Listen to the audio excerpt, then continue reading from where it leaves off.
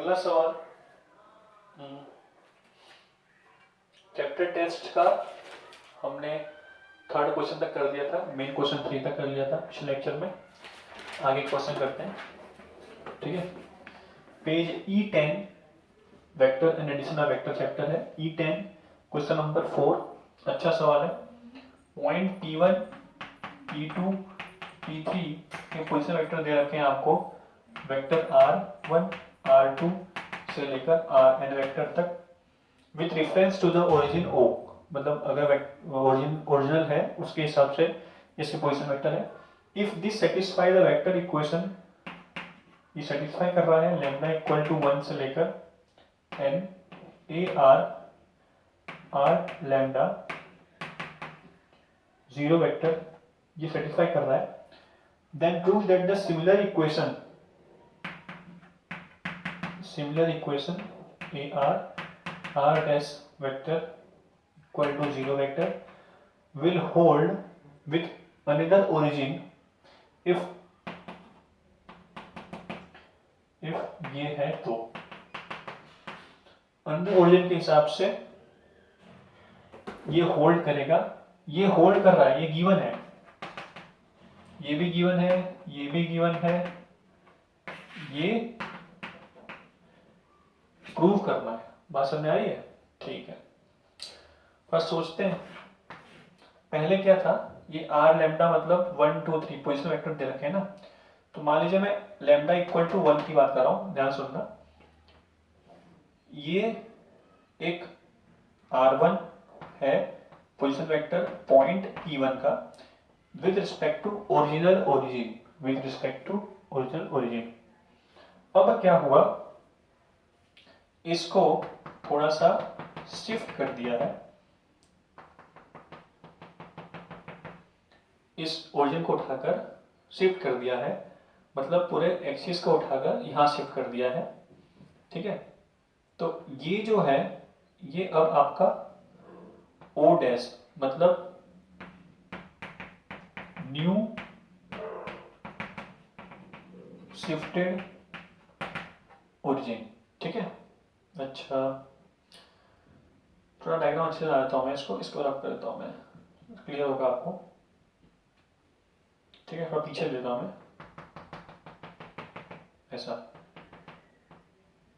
यहां शिफ्ट कर दिया इधर, ठीक है। ये आपका है O डैश। तो हुआ क्या, पॉइंट तो मूव नहीं हुआ, पॉइंट तो ऐसे ही रहा, शिफ्ट एक्सिस शिफ्ट हो गए, ठीक है। सो यहां से यहां का डिस्टेंस कहां से, O डैश वेक्टर जो है O डैश वेक्टर, ये वेक्टर हो गया, और इस O डैश को मैंने टच कर दिया O डैश से, ठीक है।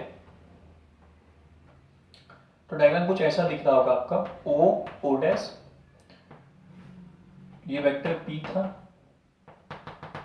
और ये आपका O डैश P वेक्टर, ठीक है। ये आपका R1 था और ये आपका नया R1 डैश वेक्टर है, ठीक है। ये आपका नया पोजीशन वेक्टर हो गया ना P का, और ये आपका वेक्टर R1 था पहले से। अच्छा, ठीक है। सो आप देखें डायग्राम को, तो ये जो आपका R1 वेक्टर है ये वो कैसे बना होगा, इसको मैं मानता हूं अल्फा टाइम, ठीक है। ये जो O डैश है वेक्टर, जो O डैश वेक्टर है, इसको मान लिया थोड़ी देर के लिए मैंने अल्फा। तो R1 वेक्टर क्या हुआ, alpha plus R1 dash vector, ये वेक्टर प्लस ये वेक्टर जाके R1 बना होगा। तो मुझे R1 डैश नया पोजीशन वेक्टर का सर्कल मिल गया, क्या, R1 वेक्टर माइनस अल्फा, ठीक है। R1 डैश वेक्टर क्या हो गया, R1 वेक्टर माइनस अल्फा। इस डायग्राम को देखकर आप ध्यान से देख लीजिए, फिर बता दे रहा हूं। ये पहले क्या था, Y था, ये हो गया आपका Y डैश, शिफ्ट हो गया ना, ये आपका X डैश हो गया, ये आपका X था। सो थोड़ा सा ऊपर ओरिजिन मूव हुआ होगा, तो इतना वेक्टर जो ओ डैश वेक्टर है और यहाँ से वेक्टर डिस्टेंस जो होगा उसका वो r1 डैश वेक्टर होगा, पहले तो r1 वेक्टर था, तो ये डायग्राम बन के आया होगा, ठीक है। तो उसमें मैंने ये रिजल्ट पाया। अच्छा, ये गिवन है ना, चलिए इसको करते हैं। सो डायग्राम मेरा कर दे रहा हूँ, ठीक है। तो मेरे पास एक कंक्लूजन निकल के आ गया, उसको यूज करेंगे हम लोग।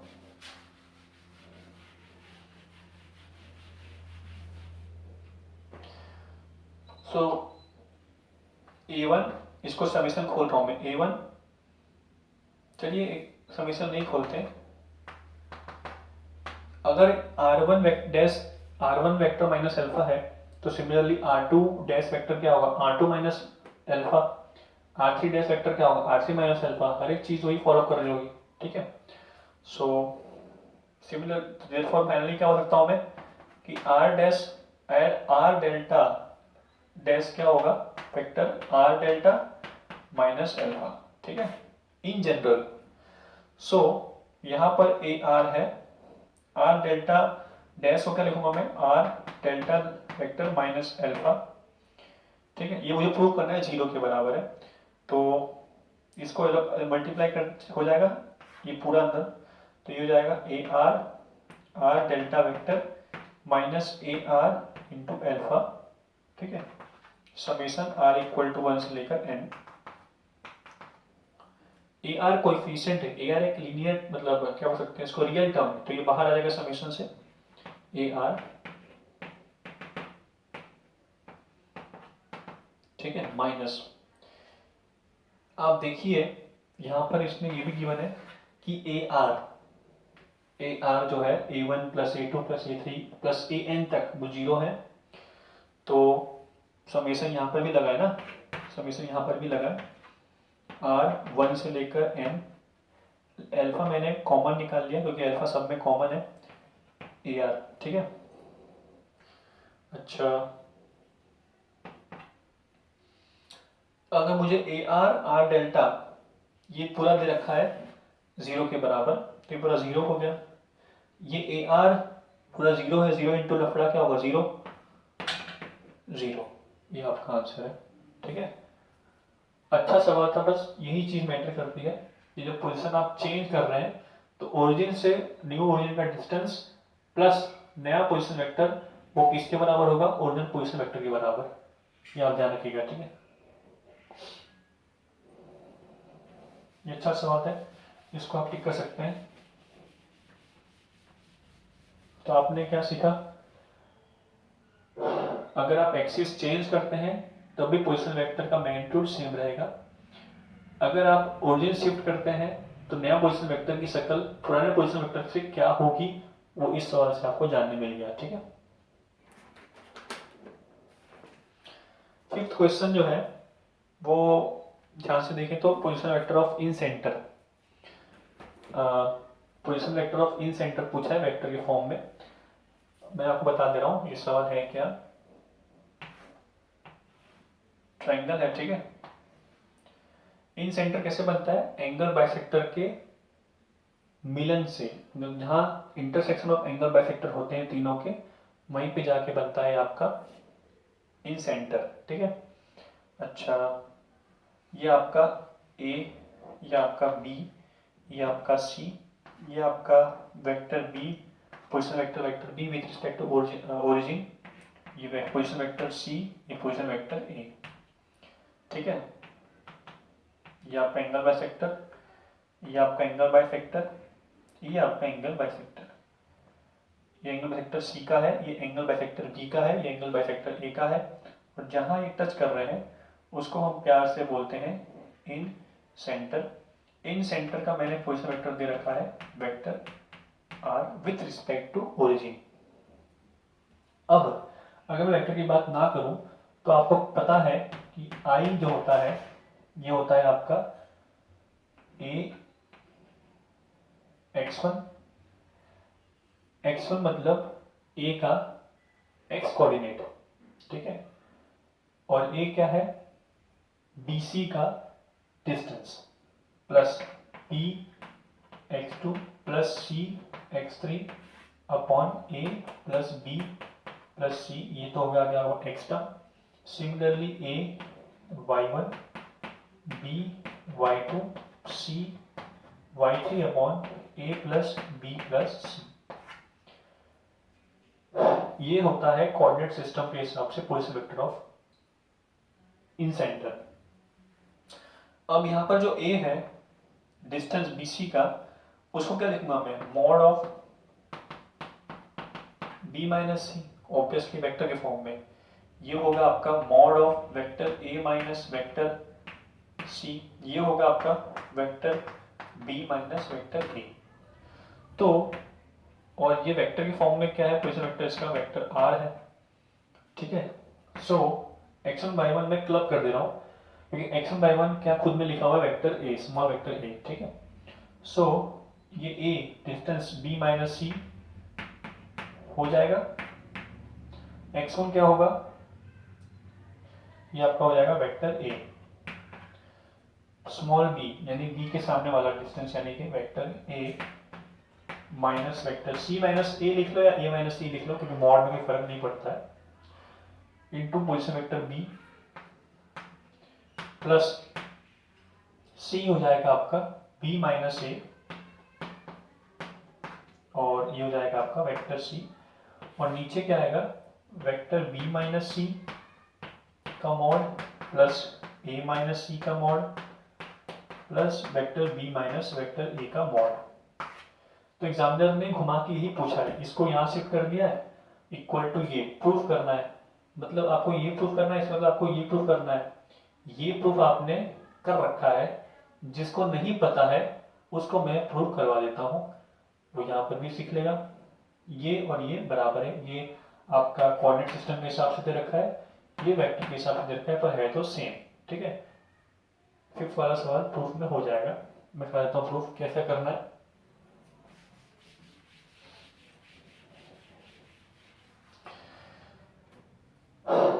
इसको रख कर थोड़ा देख ले, ठीक है।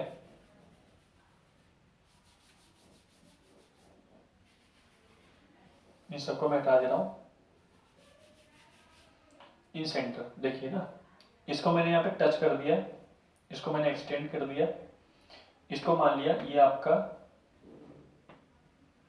टी पॉइंट है, ठीक है, ये आपका इन सेंटर है, और इसको मैंने यहाँ पे टच करा दिया, ठीक है, ये आपका इन सेंटर है, ये आपका बी है डिस्टेंस, ये आपका ए है डिस्टेंस।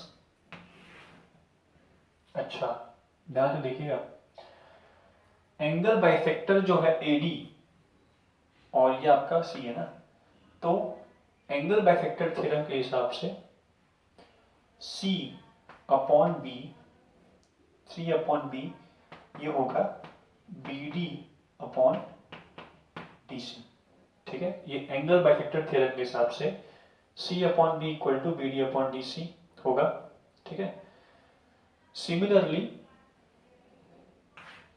ये भी एंगल बाइसेक्टर है, ये भी, तो सामने वाले साइड यानी कि सी अपॉन ए ये किसके बराबर होगा, जैसे कि आपका ये एंगल बाइसेक्टर है इसका, ठीक है, तो सी अपॉन ए किसके बराबर होगा आपका, इसको मान लेता हूं मैं ई मान लेता हूं, ये होगा आपका ए ई अपॉन ई सी के, ठीक है। ये मैं ट्रायंगल की बात कर रहा हूं ए बी सी की, ठीक है। अगर मैं ट्रायंगल इसकी बात करूं, किसकी, ट्रायंगल एडीसी की बात करूं, एडीसी की, तो एडीसी में क्या है, ये 90 डिग्री नहीं है ना, डायग्राम से 90 डिग्री दिखा हुआ, पर डायग्राम 90 डिग्री है नहीं, क्योंकि हाँ, पर ये पता है कि ये एंगल और ये एंगल बराबर है, ठीक है। अच्छा, तो ये एंगल ट्रायंगल एडीसी में ये बाइसेक्टर है आपका, ठीक है, तो ए आई अपॉन आई डी, ये पोर्शन किसके बराबर हो जाएगा आपका, इसके बराबर हो जाएगा, किसके, ए ई अपॉन ई सी के, ठीक है, ए ई अपॉन ई सी के, इतना लिख लीजिए आप। B D upon A B, triangle A D B में B D upon A B, B D upon A B, ये वाला पार्ट किसके बराबर होगा, ए आई अपॉन आई डी के बराबर। सिमिलरली आप ए डी सी में भी कर सकते हैं, ठीक है, D C upon A C equal to A I upon I D, वहाँ से भी आप कर सकते हैं, ठीक है। अच्छा, तो ट्राइंगल ए बी सी में क्लियर हो गया और ट्राइंगल ए डी बी में क्लियर हो गया। अब हम आगे बढ़ते हैं। वेक्टर डी, जो डी का पोजीशन होगा सेक्शन फॉर्मूला से, वो क्या होगा, ये जो आपका बी है वो आपका x2 y2 होगा, ये आपका x3 y3 होगा। सो डी हो जाएगा आपका, और हाँ अब ध्यान से देखिए बी डी किसके बराबर है, बी डी जो पोर्शन है वो सी के बराबर है, यानी ये सी है और ये आपका हो गया बी, ठीक है। So B into x2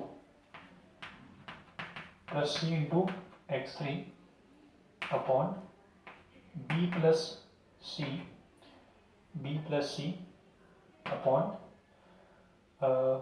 B y2 plus C y3 upon B plus C. ये वेक्टर डी, ये डी का पोजीशन वेक्टर आ गया, मतलब पोजीशन आ गया, ठीक है। अच्छा, हमें ए आई और आई डी का एक बार सेक्शन मिल जाए कितने रेशियो में कट कर रहा है, तो आई का मैं निकालू, क्योंकि मेरे पास ए का पोजीशन है x1 y1 और डी का भी आ चुका है मेरे पास उससे एंगल बाइफैक्टर थ्योरम से। अच्छा अच्छा अच्छा, अभी यहाँ पर ये वाला चीज़ है, इसमें क्या दे रखा है कि B D upon A B equal to A I upon I D, तो मुझे करते हैं। अच्छा, यहाँ से क्या मुझे पता है कि ए ई, इसको बोलते हैं हम लोग कि सी अपॉन बी, यहाँ से क्या दे रखा है B D upon D C, ठीक है, B D upon D C. So ऊपर कर देते हैं इसको बी डी और नीचे कर देते हैं D C plus B D. मैंने क्या कर दिया, नीचे जो है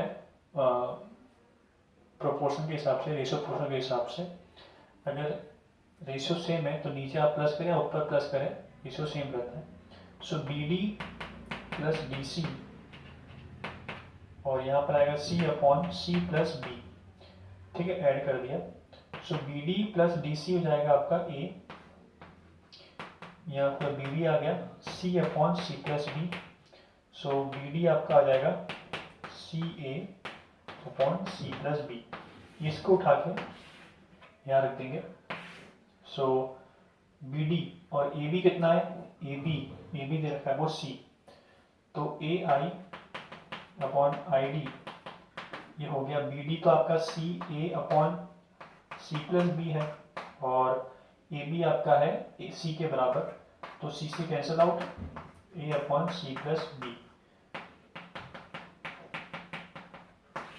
ये याद रखना ध्यान से, ए आई ये आपका और आई डी, ठीक है।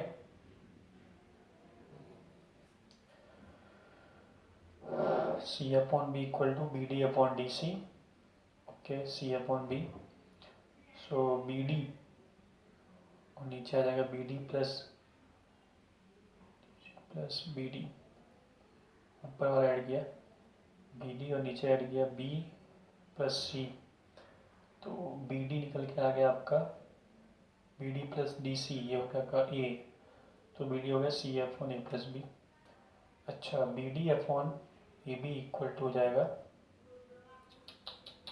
यहाँ पर बी डी ये वाला पोर्शन, ये वाला पोर्शन, तो आई डी आएगा यहाँ पर, आई डी अपॉन ए आई, ठीक है, यहाँ पर। सो यहाँ पर आ जाएगा आई D upon A I,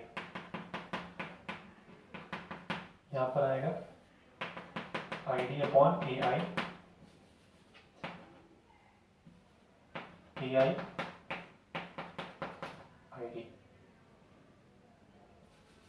I D upon A I. यहाँ पर देखिए सेम पोर्शन होता है ना, बी डी और ए बी है ना, तो बी डी के सामने करस्पॉन्डिंग साइड कौन सी आएगी, आई डी आएगी, ठीक है, और ए आएगा, तो यहाँ पे आई डी अपॉन ए आई, तो आई डी अपॉन ए आई कितना आ गया ए, यानी कि ये आपका हो गया स्मॉल ए पूरा पोर्शन, और ये हो गया आपका बी प्लस सी। अच्छा, तो आपने क्या सीखा कि अगर सामने ये ए पे गिर रहा है तो आई डी इन सेंटर से साइड का डिस्टेंस होगा ए, और ये रेशियो होगा आपका बी प्लस सी सामने वाला। अगर मैं इसकी बात करूं, कहाँ गिर रहा है ये बी पर, तो ये आई ई कितना होगा, बी होगा, ये स्मॉल बी हो जाएगा, और बी आई कितना होगा, इसके अलावा वाला का सम यानी कि सी प्लस ए। ठीक है, अगर मैं इसको ज्वाइन कर दूं तो ये वाला पोर्शन कहाँ गिर रहा है सी पर, तो इतना तो सी आ जाएगा, और बचा हुआ ये आई सी कितना हो जाएगा, ए प्लस बी हो जाएगा। ठीक है, तो ये हमें जानने मिल गया, रेशियो जानने मिल गया। अब बस इस्तेमाल करना है रेशियो का। डी पता है, आई का पोजिशन वेक्टर मतलब पोजिशन निकालना है, तो आई कितना होगा, A into X one plus B plus C into पूरा X coordinate upon A plus B plus C, इनका सम होता है ना रेशियो का। सिमिलरली इसका भी हो जाएगा, इसका क्या होगा, बी प्लस सी इंटू ये पूरा मल्टीप्लाई में plus A into Y one upon A plus B plus C. तो आपका जो फॉर्मूला था ना, A X one plus B X two plus C X three upon A plus B plus C, और A Y one plus B Y two plus C Y three upon A plus B plus C, पूरा निकल के आ जाएगा। Clear. सो मैंने Cartesian system में करवा दिया है। अब बस आपको बस ए बी सी में वो वेक्टर का वाला कपड़ा ऐड कर देना है, हेंस प्रूव्ड। तो चैप्टर टेस्ट हमने पूरा डील कर दिया। अब हम आगे product vector, product of vectors पे डील करेंगे, उसके सब्जेक्टिव करेंगे। मिलते हैं, बाय बाय।